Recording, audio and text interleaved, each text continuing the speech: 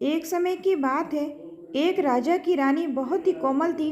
वह फूलों की सेज पर सोया करती थी। एक दिन सेज में एक कच्ची कली बिछ गई, जिससे रानी को नींद नहीं आई। राजा ने पूछा, रानी, आज तुमको नींद क्यों नहीं आ रही है? तो रानी बोली, आज सेज में एक कच्ची कली रह गई है, वह मेरे शरीर में गड़ रही है। उसी समय दीपक हंसा। राजा ने दीपक से प्रार्थना की कि हे दीपक देव, आप क्यों हंस रहे हैं?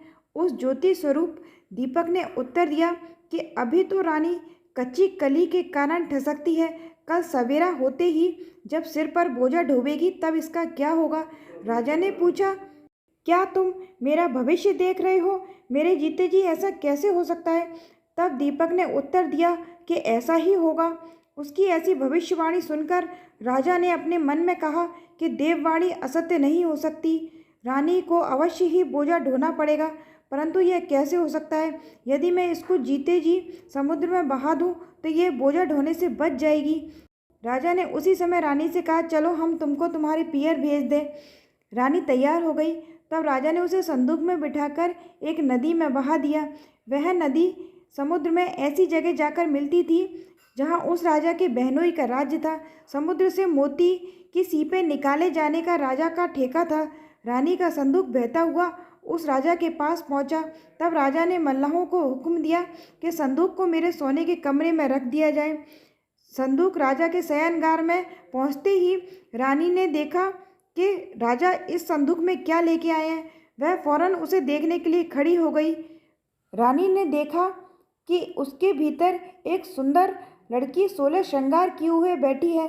रानी ने अपने मन में सोचा कि अगर राजा ने इसको देख लिया तो वह इसी का ही हो जाएगा और मुझे त्याग देगा, इसलिए इस स्त्री का हुलिया बिगाड़ कर संदूक में बंद कर देना चाहिए।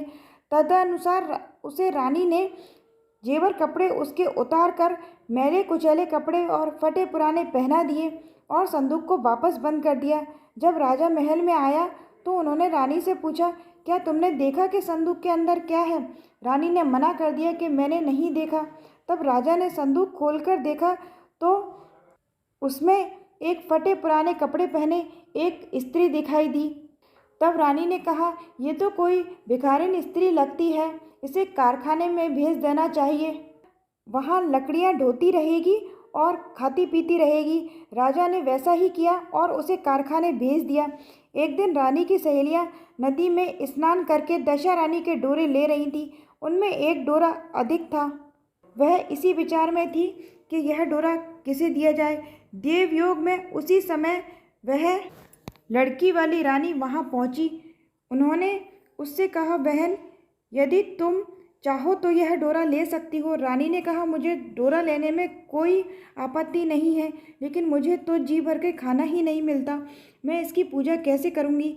वह बोली, तुम इसकी चिंता मत करो, हम रोज़ यहाँ स्नान करने आया करेंगे और 9 दिन तक कथा कहेंगे। तुम भी हमारे साथ नित्य कथा सुनना। 10वें दिन पूजा होगी, तब तक दशा रानी चाहेंगी तो तुम्हारी भी दशा अवश्य बदल जाएगी। तब रानी ने श्रद्धापूर्वक डोरा ले लिया। उस दिन रानी के पति को यह चिंता उत्पन्न हुई कि रानी को संदूक में रखकर बहा तो दिया था, परंतु उसका कोई भी समाचार नहीं है कि उस संदूक का क्या हुआ। किसी तरह उसकी टोह लेनी चाहिए।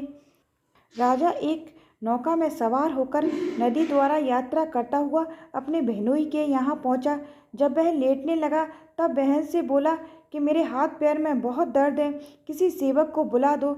तब उस रानी ने लकड़ी ढोने वाली भिखारिन को बुलाकर हुक्म दिया कि तू मेरे भाई के पैर दबा दे। वह बड़े संकोच में पड़ गई। अपने जी में अनेक संकल्प विकल्प करती थी कि पर पुरुष के शरीर कैसे छूं, तो मजबूरन उसे यह स्वीकार करना पड़ा। राजा के पैर दबाते दबाते रानी को उसके पाँव में पद्म दिख पड़ा। रानी चुपचाप रोने लगी और उसके आंसू राजा के पैरों में टपक पड़े। तब उसने पूछा, क्योरी दासी, तू क्यों रोती है? तू अपना भेद मुझे बता, मेरे कारण तुझे किसी प्रकार की क्षति हुई है क्या? वह बोली कि जैसा पद्म आपके पैर में है वैसे ही मेरे पति के पैर में था। पहले दिनों की याद आने से मुझे रुलाई आ गई। तब राजा बोला, मैं समझ गया, अब तुम पैर मत दबाओ, आराम से सो जाओ। जो तुम्हारे भाग्य में लिखा था वह तुमको भोगना ही पड़ा। मैंने उसके टालने के लिए जो उपाय रचा था उसका उल्टा ही हुआ। तुम्हें भोर ढोना था, वो ढोना ही पड़ा। सवेरा हुआ, बहुत दिन चढ़ गया, परंतु अतिथि राजा सोकर ही नहीं उठा। न पैर दबाने वाली दासी बाहर निकली। तब उसकी बहन को चिंता हुई। थोड़ी देर बाद दासी बाहर निकल कर आई और कारखाने में काम करने चली गई। रानी ने अपने भाई के पास जाकर उसे जगाया। तब वह बोला, मेरे माथे में पीड़ा है, मैं अभी नहीं उठूँगा। इस समय मेरा जी बहुत व्याकुल हो रहा है, मुझे अधिक मत सताओ। रानी ने पूछा, आखिर क्या बात है? जो भी कुछ है कहो। राजा ने कहा, बड़ी लज्जा की बात है। मैंने तुम्हारी भावज को जानबूझकर तुम्हारे पास इसलिए भेजा था कि यहाँ इसे आराम से रखा जाएगा, परंतु तुम उससे मजदूरों के साथ लकड़ी ढुलवाती हो। क्या इसलिए उसे तुम्हारे पास भेजा था? तब बहन ने बहुत लाचार होकर बोली, भैया वह तो संदूक में बंद थी, नदी में बहती आई थी, हमें क्या पता था कि वह मेरी भावज ही है। उसने दासी को कहा कि उस लकड़ी वाली दासी को बुलाकर लेकर आओ। तब लकड़ी वाली दासी आई तो उसने अपनी भावज से माफ़ी मांगी। बहन के पास रहने के पश्चात वह राजा अपनी रानी के साथ राजधानी लौट आई। रानी ने अपने महल पहुंचकर सुहागनें नौती, धूमधाम से दशा रानी के डोरे की पूजा की और गांव भर में ढिंढोरा फेर दिया कि आज से अमीर गरीब सब दशा रानी के डोरे लिया करेंगे और श्रद्धापूर्वक पूजा किया करेंगे।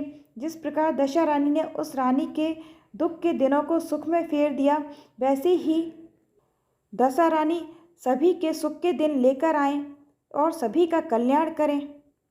दशा रानी की चौथी कहानी मेरी संपन्न हुई। मेरी कहानी अच्छी लगी हो दोस्तों तो लाइक करना। Bye bye.